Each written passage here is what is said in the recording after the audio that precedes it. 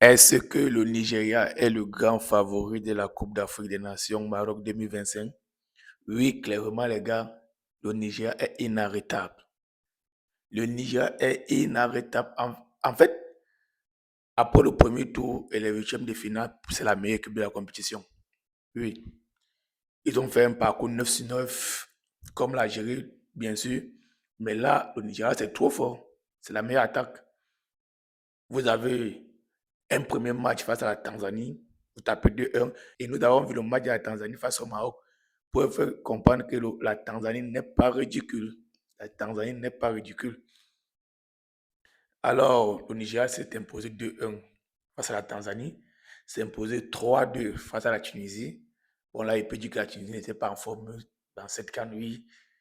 Et puis, 3-1 face à l'Ouganda. Et là, tu constates que les gars ont minimum 2 buts par match. Et le fiasco d'hier, eh bien le fiasco d'hier face à la Mozambique, les gars, c'est incroyable. 4 buts à 0, c'était déjà 2 buts à 0 à la première mi-temps. Les gars sont venus forts, les gars. Comme depuis le début de cette compétition, ils viennent avec l'intention de tout gâter. Dès la première mi-temps, ils cognent fort, les gars. Ce Nigeria, ces Super Eagles, ils sont vraiment des Giants of Africa. Les gars, le Nigeria, attention, attention. Même si là, on doit aussi être clair, honnête pour dire que non. Ils sont aussi dans un chapeau où ils vont rencontrer les grandes équipes. Parce que dans le chapeau du Nigeria, il y a les grandes équipes. Parce que là, quand il va falloir rencontrer soit la RDC ou l'Algérie, ça serait aussi dur. Mais là, après ce que nous avons vu des 4 premiers matchs du Nigeria, vraiment, ils sont au-dessus de tout le monde. En fait, ils jouent avec des gamins, honnêtement. Et ça fait mal de ne pas voir cette équipe en Coupe du Monde. Ça fait très mal. Parce qu'au moins, une équipe du Nigeria, cette équipe du Nigeria, là, tu la vois, je la couille, mon chef, et tu dis, mais l'Afrique serait représentée. Ils vont vraiment nous représenter. Parce que le Nigeria, les gars, le Nigeria, c'est du gros morceau. Le Nigeria. Mais il y a quelques bouts de là. Vraiment, les forces là peuvent devenir les faiblesses. Parce que là, déjà dans cette équipe, nous avons 2 meilleurs buteurs, Victor Osimhen et Ademola Lookman, qui sont derrière les 2 ballons d'or des 3 dernières éditions de Ballon d'or africain. Oui, ils se sont succédés. Et puis là, maintenant, ils sont meilleurs buteurs de les pays. Bon, disons l'un des meilleurs buteurs de la compétition parce que le premier, c'est Brahim Diaz, il n'a que 4 buts et puis ils viennent derrière avec 3 buts chacun. Ça, c'est une force mentale, mais qui peut aussi être une faiblesse. Parce que hier, déjà, nous avons vu la boude de Victor Osimhen sur Ademola Lookman. Je ne sais pas ce que Osimhen réclamait, je ne sais pas. Et pourtant, Lookman lui a donné 2 passes décisives. Ça, je ne sais pas, je n'arrive pas à comprendre. Je n'arrive pas à comprendre ce qu'il prend Osimhen. Vraiment, ça, c'est le caractère d'Osimhen qu'on a toujours reproché, les gars. Ça, c'est le... Parce que Osimhen à Naples, les gars, il était monstrueux. Osimhen était monstrueux à Naples.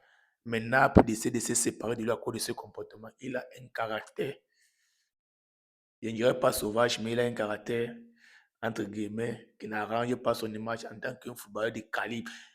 Un footballeur de son calibre, un footballeur talentueux. Comme Osimhen, vraiment, son entourage doit revoir. Son entourage, son manager doit travailler beaucoup avec lui. Vraiment, il faut vraiment que son entourage travaille beaucoup avec lui. Parce que ça, c'est... Normalement, Osimhen devait être dans les 5 meilleurs 9 du monde actuellement. Mais moi, voir Osimhen à Galatasaray, je me dis seulement, mais où est-ce que ce type a échoué? Mais où est-ce que Osimhen a échoué pour jouer à Galatasaray? Osimhen joue partout en Europe. Il n'y a pas un club dans ce monde où Osimhen paye le banc. Je dis bien, et je pèse mes mots, il n'y a pas un club dans ce monde où Osimhen pas, il chauffe les bancs. Il est titulaire dans tous les clubs. Mais son caractère, c'est pas bon. Pour moi, les gars, Ademola Lookman n'est pas à reprocher. Il a marqué le premier but. Il a donné la passe à Osimhen pour le deuxième. Pour le troisième encore, il a fait le gars. Alors qu'est-ce que Osimhen reproche? Jusqu'à il décide de sortir. Il dit qu'il veut sortir. Il insiste qu'il doit sortir. Tu vois, si c'est que le coach n'arrive pas à arranger ce problème, c'est là où il risque de pécher. Parce que croiser une équipe comme l'Algérie en quart de finale et avoir ce type de problème, mon ami, en face, l'Algérie, ce n'est pas la Mozambique.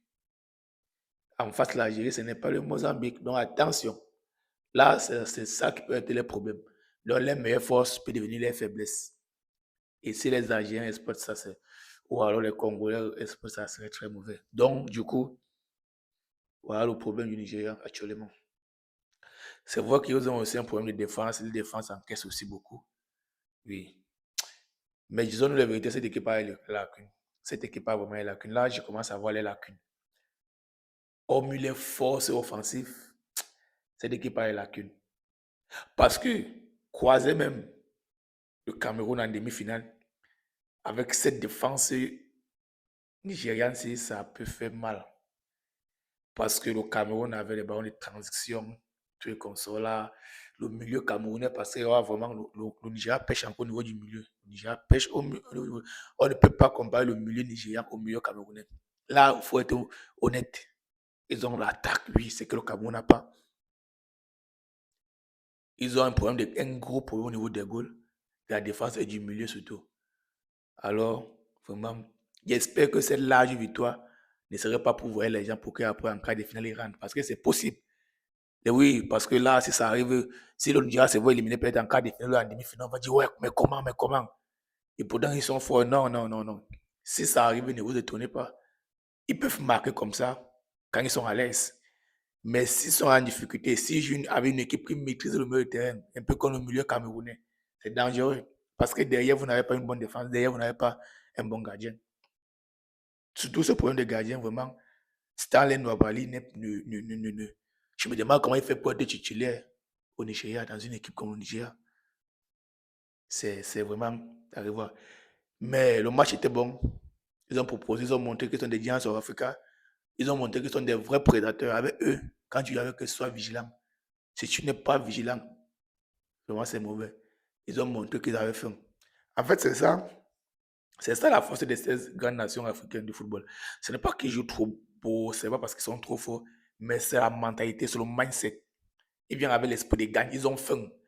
Par exemple, quand il y avait un match Égypte-Bénin, vraiment, moi je ne vois pas l'Égypte dominer le Bénin. Mais c'est juste que l'Égypte avait faim, ils voulaient gagner, mais le Bénin venait défendre. Parce que le Bénin a clairement des actions de but claires. Mais ils préfèrent entrer derrière, ils préfèrent attendre les pénaltys. Mais non! Ayez cette envie de gagner. Arrêtez de faire comme les nations africaines partent franco du monde. Leur problème, c'est de participer. Non! Partez pour remporter. Partez avec l'esprit de gagne. Partez avec cette famine, cette faim de pouvoir remporter une Coupe d'Afrique des Nations. Vraiment, là, à partir des quarts de finale, chez Nigérian, ils ne pensent pas que vous allez développer votre football. Là, je suis honnête avec vous. À partir des quarts de finale, ils ne pensent pas que vous allez développer votre football. Parce que si en cas de finale, vous croisez une équipe comme l'Algérie ou bien la RDC qui a aussi faim de gagner comme vous, ça devient compliqué, les gars. Si vous croisez le Cameroun en demi-finale ou le Maroc en demi-finale qui a envie de gagner comme vous, ça serait compliqué, les gars. Donc vraiment, que ça ne surprenne personne si vous soyez éliminé devant. Voilà. Alors, mesdames et messieurs, c'était mon avis. Donnez le vôtre en commentaire. Abonnez-vous, les gars, ça va beaucoup m'aider. Commentez, partagez. D'ici là, portez-vous bien ensemble.